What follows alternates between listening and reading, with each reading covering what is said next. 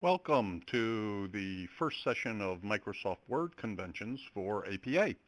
Uh, I'm Charlie Bortle, and I will be happy to continue guiding you through the wonders of APA formatting, and in this case using Microsoft Word to efficiently do that APA formatting. Now, of course, all the things we can do can be done in virtually all versions of Word, but they're done a little differently depending upon which version you're using. I'm using MS Word 2007, which is presumably one of the more typical ones that's available out there. So I've got our standard APA template up here, and I thought we would start by looking at a couple of relatively straightforward things. In Word 2007, we of course can go to page layout, hit margins, and you see that we are formatted with 1-inch margins all the way around. A lot of times your standard formatting will be something different from that, so be sure before you start your paper to go back and change it to 1-inch margins all the way around. Of course, that's something you can change anytime you want. It's relatively quick and easy, and the template is already formatted with 1-inch margins. Um, Other simple things that are very powerful are the global find and replace function. So you'll notice I came over here to the Home tab, and over here at the extreme right we have find and we have replace. And I can use both of those functions to my advantage. I'll also hopefully be able to show you a couple of sneaky teacher tricks.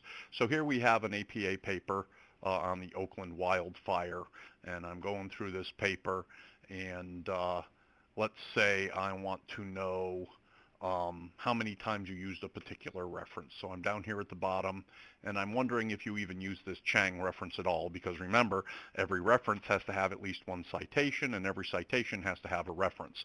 Sometimes students pump their paper up with a whole bunch of references that they ultimately didn't use in the paper. So I don't remember seeing Chang. I want to see if you had him. So I just highlight Chang, and I hit find. And place I want to find next. So I want to find the next time you used that particular term, Chang. Now it searches down, so we're already at the end of the paper in the reference section here. And it says, do I want to go back and start searching from the beginning? The answer is yes. And it will highlight every time it sees Chang. Now, unfortunately, Chang is the first 5 letters of the word changes, so it's going to highlight the word change or changes as well. So I can just go find next, changing. There's Chang 2006. Looky there, you did use him as a citation. And now we're done. So you use that reference a single time in the paper. The replace command allows me to take something, search for it, and replace it every instance in the paper. So let's say you spelled ceatone incorrectly, and you did it all throughout your paper, and that's really a pain. So I would hit the replace button, and I could say, boy, I spelled it cetone, which is a common error, and it should be ceatone. So every time you find this, change it to this, and I just say replace all. Uh, that error isn't in this paper, so it happens 0 times. But let's say you have the ever common, I put 2 spaces after every period. Well, they didn't do that in this paper, so let's change 1 space after every period to 2. So I will say period space, and I would like to change that to period space space. Replace all. Word made 176 replacements, and everywhere in this paper that there was a period and a space, there's now a period and 2 spaces. We can check that by hitting the Show Hidden Characters button up here, the paragraph mark, which I showed you in one of the APA sessions. And that allows us to see all the paragraph marks and all the spacing and what have you. And as we go down here into the body of the paper, we can see that at the end of every sentence it now goes period, space, space, and period, space, space, and period, space. Okay, that was a fun exercise. Let's change it back.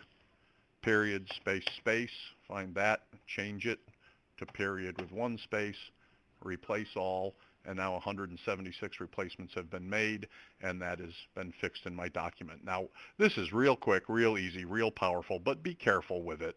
If I say change every A to an E, it will do that, and now I can't just change that back because there's a whole lot of other E's that it's going to change to an A, and my paper is now turned into gibberish. Another very important thing to remember? Let's do that. Let's change every A to an E. Replace all. Okay, 1,300 replacements have been made. And looky there, my paper is now essentially unreadable. I can't now go up here and replace every E for an A because now all of the E's that are supposed to be there will be changed to A's. But what I can always do is go up here and say, undo the last thing I did. Poof, we're back to normal. Always remember the undo command. And in Word 2007, you can undo your last several actions. So here I have the last couple of replace alls are possible. If you're writing along, you may find that, I just undid my, change the spaces again too. I can always redo that. So I have undo and redo buttons, crazily powerful when you just hit a key, you don't even know what you did, and oh my God, all of my formatting just went away, or I just deleted some enormous section of my paper, or I just did something I didn't want to do. Before you touch any other keys, before you do anything else, go back and hit the undo button. That will save your bacon many, many times. Another simple command that is very helpful, let's say I'd like to know how long my paper is. I can go up here to the Review tab, and I can go to word count. Here it's a funny little icon, ABC123. That's word count. And if I click on that, it tells me I got 14 pages, 3,000 words. And that's quick and easy. If you have an assignment that says we want your paper to be between 2,500 and 3,000 words, it's a real easy way to tell how long your paper is. Now, this is the entire paper. I can also use that to highlight just sections. So let's say it specifies we want your paper to be 2,500 words, not counting the title page, the abstract, or the references. So I can just highlight my whole paper except those sections. There's the conclusion. Okay. And hit word count, and it will just tell me that section is 2,599 words. A more common use from this is if you're trying to decide whether something is a long quote or not. Let's just pretend that this sentence is a quote. And I know that if that sentence is more than 40 word long, it needs to be a long quote. And I could sit here and try and count the individual words here on the screen. Or I can just highlight the sentence, hit word count, and that's 49 words. So, it's not something you use every day, but it is something you occasionally want to use. It is a darn shame to see someone peering at their screen with a pencil trying to count the number of words on the screen or on the page. So word count your friend. It's under the Review tab, this funny little icon, ABC123, and that's called word count. One other quickie before we end this session. The Format Painter. I am back to the home screen here. Format Painter is this little paintbrush. Boy, this can be an enormous help to you. Sometimes, for reasons you don't understand, you just can't get a passage or a paragraph to format the way you want it. And let's just say this paragraph here, for whatever reason, I'm unable to fix it. It's bold, it's italic, the margins are screwed up, the spacing is screwed up, it's in a different font, and try as I may, I can't undo it. I simply highlight a paragraph that is the way I want it.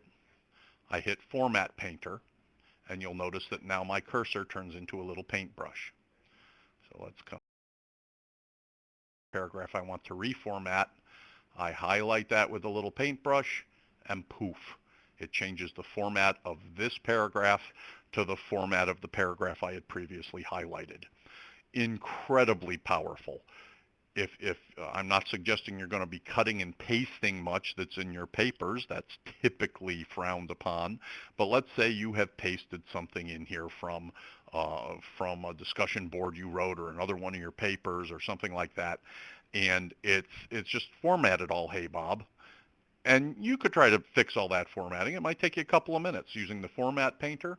You just highlight the paragraph you want, hit Format Painter, highlight the other section, and poof, it changes it. Oh, I didn't mean to change it like that. I didn't like that. Hit the undo button. You're back to where you started. So Format Painter, very, very powerful, very, very easy to use. It's that little paintbrush you may have seen up there and don't really know what it's for. Now you do, and that can help you a whole heck of a lot. I've already mentioned this in a previous APA session, but the last thing I'll talk about is the ruler. The ruler's here at the top of the page. If it isn't, go to View, and under View, you click on Ruler. If I unclick that, the ruler's gone. If I click on Ruler, the ruler is there. And the ruler allows you to set margins, set your tabs, set your hanging indents. So when I come down here to a standard paragraph, you'll notice we have a hanging indent set at 1/2 an inch. If I highlight this paragraph and change that hanging indent to a full inch, it's going to change my formatting in that paragraph, and every other subsequent paragraph I continue on from there. If I don't want a hanging indent at all, we do that. So these hanging indents are really very, very easy to set. You just bring up the ruler, you highlight the paragraphs you want, you move the top arrow into a 1/2 inch, and you have a hanging indent. When I turn on my show hide hidden marks view, which I tend to leave on all the time, I can see when you have used the tab bar to format every sentence. I can see when you have used multiple enter keys to make something drop down to the next page. I can see when you have actually used the by God space bar to, and some people format their hanging indents with the space bar. They put in 5 or 6 or 10 spaces in front of each sentence. Is that wrong? Not entirely, but boy, why would you go to all that trouble if you can just set a hanging indent and have it happen automatically for you? So those are the lessons in this short session. Again, as always, if you have questions, you can drop me an email, Bortle, B-O-R-T-L-E, C as in Charles, @philu.edu. Look forward to hearing from you, and see you on the boards.